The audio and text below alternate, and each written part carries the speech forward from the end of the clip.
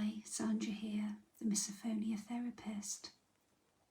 So I just wanted to come on very quickly and do this very short go live. And what has prompted it is getting some wonderful feedback from a lovely client who has made so many changes in her life, and it really has affected the severity of her misophonia symptoms.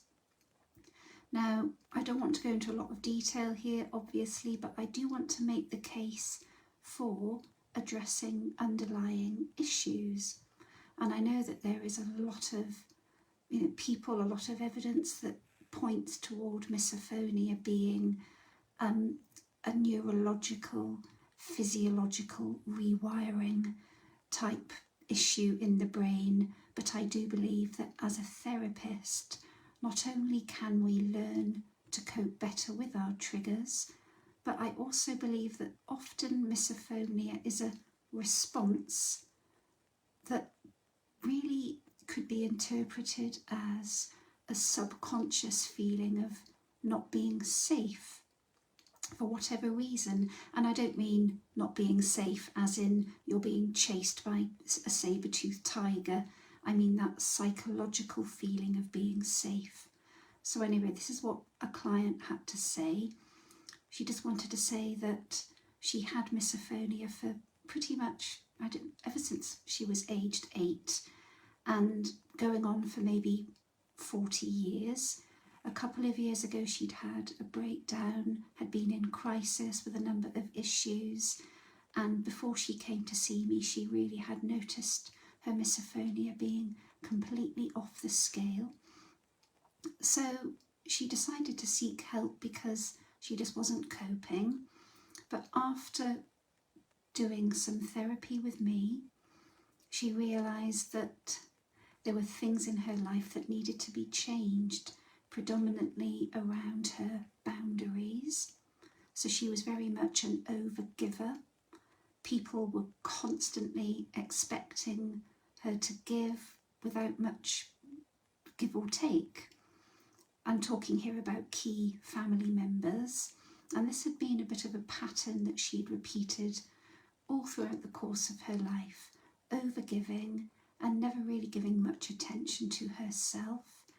There was a whole lot to unpick around her self-esteem, around her sense of self-worth.